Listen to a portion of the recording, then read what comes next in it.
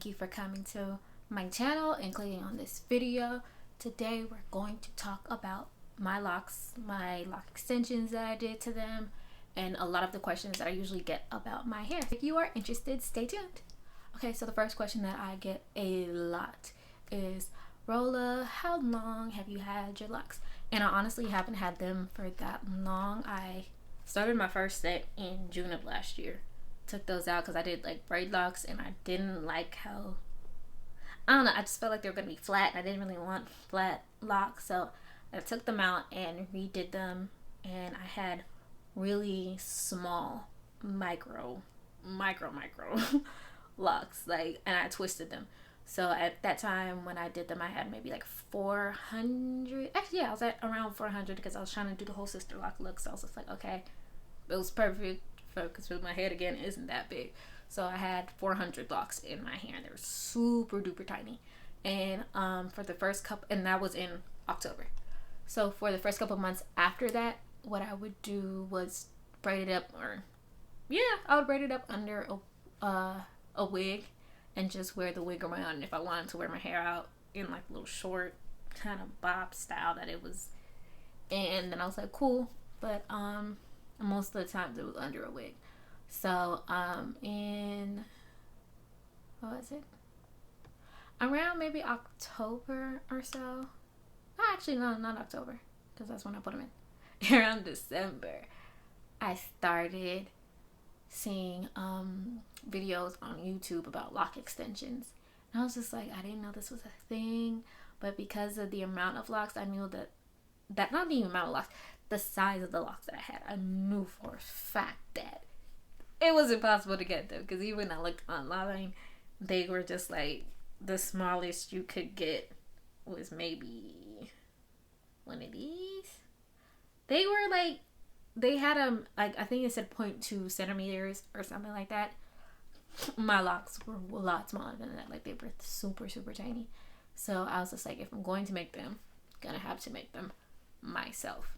So that's what I did. Another question that I get is, what hair did I use? I got some bulk hair off of Amazon. I want to say the name of the company is Yona. I will put it down in the description box for sure to let you guys know. Or if I can find a picture, I'll put it up here. But yeah, the thing with the Afro bulk hair, a lot of them will say, oh, this is 100% human hair.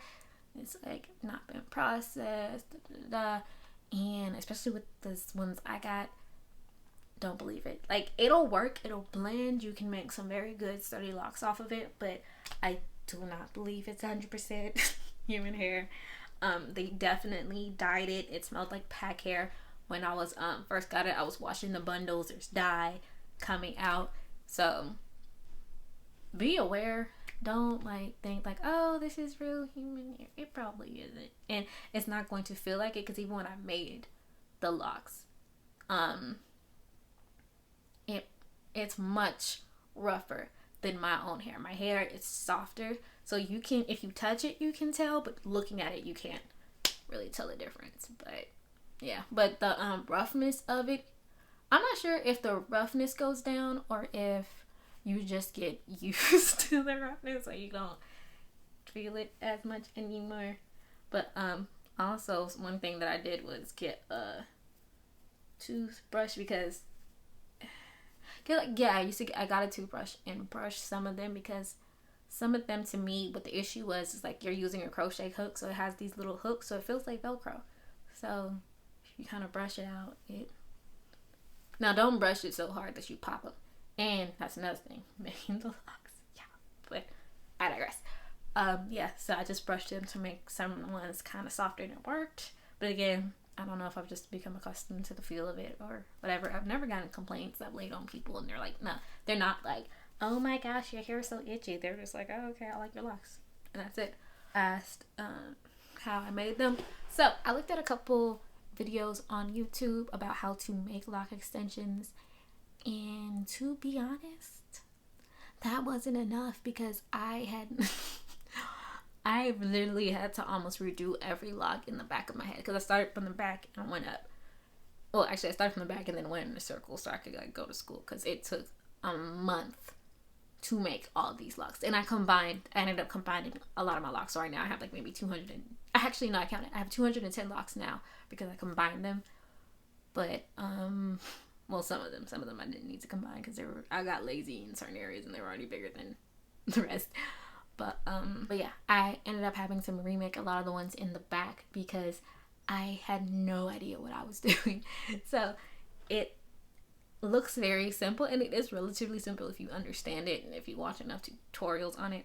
But what tends to happen is that if you don't make sure that it is sturdy enough, because I'm thinking, okay, it looks like a lock, it's right there, it's formed, but it wasn't sturdy. Like, you need to squeeze it and get some resistance. If you squeeze it and it's squishy, it's not gonna last. Because I ended up like, oh, it's squishy, like it's fine.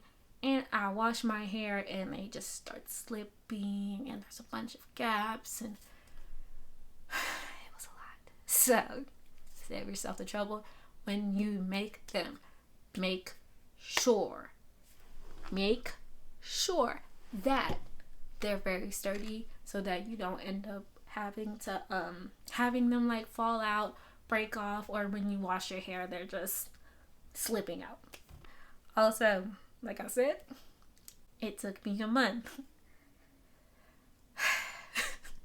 I would say if you can find someone to do your locks, and if you're willing to, and if you're able, not even willing and able to pay for someone else to do that, please go ahead and do that, because this was hell on my hands. Like, even though it's possible, I don't necessarily recommend doing this yourself, because my hands were cramped up for a good 2.5 weeks after I was done, because I was just constantly doing this motion and holding the locks and moving my hands about. My fingers were sore. Like, it was a lot, and now I understand why they are so expensive, because it puts a lot of wear and tear on your hands.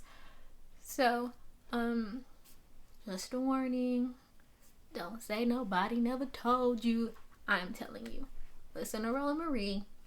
If you can get someone else to do them for you, it'll save your hands a lot of trouble, but it might hurt your pockets a little bit, so it's a toss-up. The only thing I will say about getting the pre-made locks is that they are one standard size, and the locks in my hair are not one standard size. So because I did them each individually, I was able to kind of like customize it and put the pieces that I made with all the locks that I already had that were of similar sizes, so that it would like be able to blend more. But if you're coming just fresh out the gate with no locks and you just want to have some hair that you can already just style in different ways, the pre-made locks may work, because then your loctician will be able to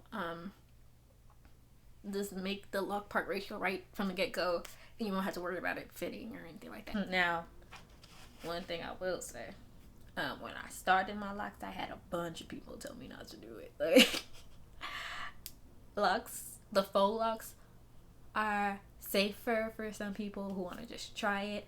I've never done faux locks. But I've seen a lot of the women in my family have locks, because my family is Jamaican, so just a lot of us have either had locks, still have locks, starting their new set of locks. Like, it's just, but even though we're not Rastafarian though, but a lot of us wear locks. So I've always seen it. I'm just like, oh, they look so pretty, and I've liked them, but I was like, oh, I can't commit to it. Well, yeah, Rolla was tired of wearing wigs and like spraying them down to her forehead, so we added lock extensions. That's what we did. We sure did. We added lock extensions. And I've had some people ask me, oh yes, I've also had some people ask me if I'm worried about the people who say I quote unquote cheated. What did I cheat on? Locks aren't a test. Like, it's hair. You do with your hair what you want to do with your hair. Now, I know some people like to use their lock journey as a self-love journey. All power to you, but this was more of a, I don't want to do wigs anymore, for real. I also don't really care to do my natural hair like that, because all I used to do with my natural hair was put it up in a bun. So locks was the next step. Either locks or I was cutting my hair off. I chose locks, did lock extensions, and I plan on keeping my locks because I love them. So, these little lock regulators, no one in my family, and again, like I said, my family has a lot of people with locks in it. No one cares. They have all said, oh my gosh, had I known about this, I would have done it too. They look so nice, Rolla. It's literally only like these internet ninjas who really care about saying whether or not you locked your hair the right way or wrong, whatever. Also, I had some people who didn't like the fact that I used to put my locks under a wig. If I can fit these locks under another wig, I will do so if I feel so inclined. Like, it's hair, y'all. It's hair, and your hair is an expression of you. So if I want bundles down to my butt again, and I can fit these locks under them, I will do that. But, I don't know. Don't worry about it too much. Honestly, do not worry about it too much.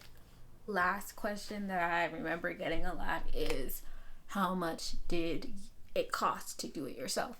So for me, I remember getting the hair off of Amazon, the crochet needles off of Amazon as well, and I want to say that it was probably about $90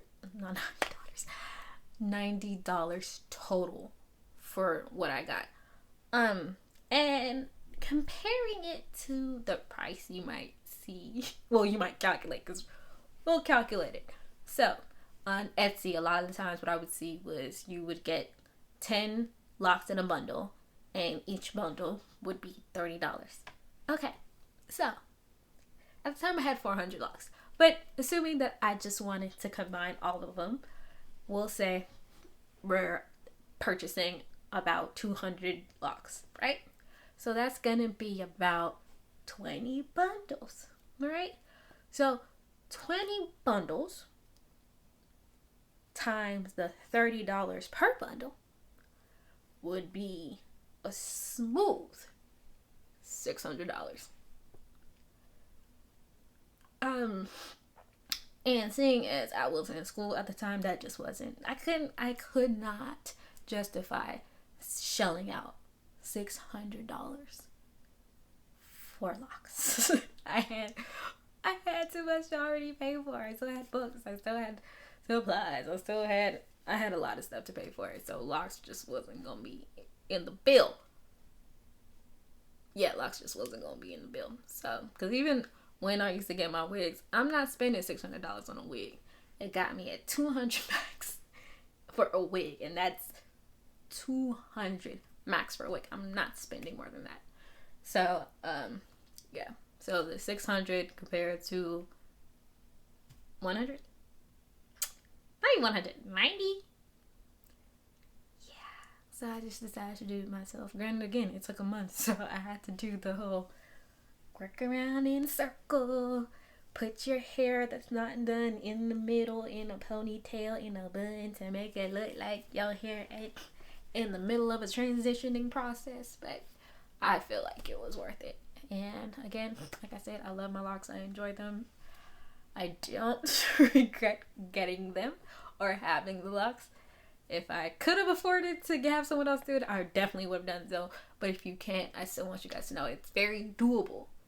Just remember all the warnings I just mentioned, alright? So, if you enjoyed this video, if you got to this point, thank you so much for listening. Deadass, like listening to me ramble. But, like, comment, subscribe. Let me know if there's any other questions you might have about my lock that I can answer for you, because I'd be happy to do so. And I will see you guys next time. Thank you.